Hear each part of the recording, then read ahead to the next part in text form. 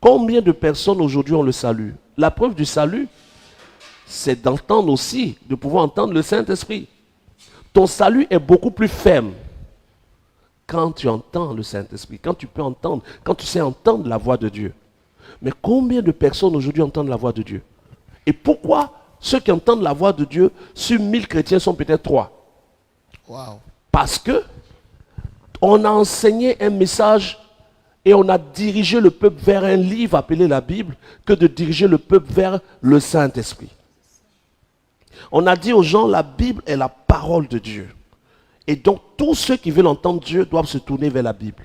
Et tout le monde s'est tourné vers la Bible. Pendant que Dieu parlait depuis le ciel, nous on lisait. Et tout ce que Dieu nous disait, on n'écoutait plus. Et nous sommes rentrés dans une dimension, selon Apocalypse chapitre 3, où nous sommes maintenant pauvres, misérables, aveugles et nus. Des gens qui croient en Dieu, qui disent qu'ils ont accepté le message de Jésus, mais avec lesquels des démons couchent la nuit, des maris de nuit, parce qu'ils sont... Pour qu'un démon couche avec toi, il faut que tu sois nu. Mais il y a toutes sortes de choses qui arrivent à plein de chrétiens, de chrétiennes. Pas qu'elles sont mauvaises, pas parce qu'elles n'ont pas décidé pour Dieu. Mais le message qui leur a été implanté n'est pas vrai. Et toute semence qui n'est pas vraie ne produit pas.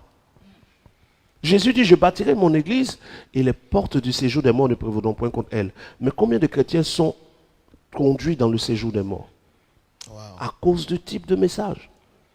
Combien de chrétiens aujourd'hui se lèvent et savent exactement ce que Dieu leur dit chaque seconde, chaque minute? Combien arrivent à causer avec le Père et rire avec lui? Pourquoi? Parce qu'on a conduit les gens à la lecture plutôt qu'à l'écoute. Pendant que la lecture s'apprend à l'école et l'écoute s'apprend par le Saint-Esprit. Donc, celui qui a fait le CP1, le primaire, et qui a bien fait son primaire, c'est lire. C'est ça. Celui qui n'a pas fait le primaire, c'est pas lire. Donc, celui qui n'a pas eu accès à bord A, bas, ne peut pas lire la Bible. Voici le message qu'on a donné aux gens. On a dit aux gens, la parole de Dieu, c'est la Bible. Et en le disant, on a dit aux gens, vous qui ne savez pas lire, vous n'avez pas droit à la parole. Ouais. Passons indirect, oui. Oui, puisqu'il faut lire. Ouais. Il y a combien de personnes qui ne savent pas lire sur terre? Est-ce que les gens ont déjà évalué le nombre d'illettrés? Mais c'est énorme. Et tous ceux-là n'ont pas droit à la parole. Si la Bible était la parole de Dieu, ils n'ont plus droit à la parole, ils ne savent pas lire.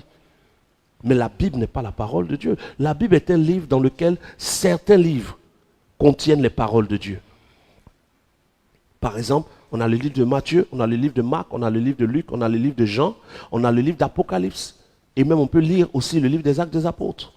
Mais quand tu vas prendre d'autres livres de la Bible, ce qui est dit dedans ne vient pas de Dieu. Ne vient pas de Dieu.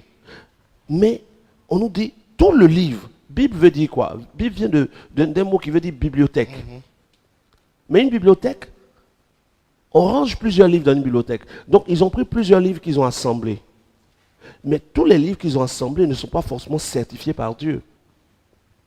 Mieux vaut les détacher et choisir dans ces livres ce que notre cœur nous convainc de lire.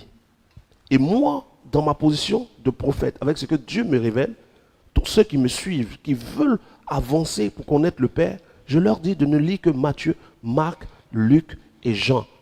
Et même l'Apocalypse, ce n'est pas la peine parce que l'Apocalypse, c'est une suite d'images. Et si tu n'as pas été appelé à comprendre, tu vas t'emmerder et te perdre. Matthieu, Marc, Luc et Jean et Actes des Apôtres. Excusez-moi, et les psaumes? Mais les psaumes, c'est les psaumes de David. Les psaumes, c'est l'adoration que David donnait à Dieu. C'est les soupirs de David, c'est les erreurs de David, c'est la repentance de David. Chacun de nous a ses psaumes. Si tu es en bonne communion avec Dieu, il y a des moments où tu seras en train de prier, les paroles qui sortent, tu sais qu'elles ne viennent pas de toi, qui sont une forme d'adoration, même tu ne sais même pas comment tu fais pour les associer. Il y a des moments où tu vas composer des mélodies qui, en les chantant, seront très vilaines toi seul, mais tu es content en les chantant. Mais en lisant les psaumes de David, tu deviens juste un poste radio et David est la cassette. Wow. Parce que tu ne répètes que les paroles de quelqu'un qui, lui, n'a pas lu. David n'a pas lu les psaumes pour écrire les psaumes. David les a chantés, il les a écrits. Toi, tu lis ce que quelqu'un d'autre a manifesté. Tu ne fais que copier. On a une religion de copistes Wow. et de tricheurs. Abraham va marcher avec Dieu, développer une communion avec Dieu au point où Dieu lui fait des promesses. Et nous qui n'avons pas marché avec Abraham dans le désert, nous réclamons les promesses d'Abraham. On n'a pas été là où Abraham a marché, là où Abraham a été menacé. On n'a pas vécu les pressions d'Abraham. Mais on dit, je m'approprie les promesses d'Abraham. Tout lieu que mon pied foule, je le... Dieu, Seigneur, tu me donnes un héritage, tout lieu. Ce lieu que je veux, tu me le donnes. Non, ça ne se passe pas comme ça. Hébreux chapitre 11 dit, par la foi, des gens obtiennent des promesses. Les promesses de chacun doivent être obtenues par des actes, par une alliance, par une communion avec le Père. Chacun doit obtenir des promesses. Et les promesses que nous allons obtenir vont nous introduire dans une autre dimension.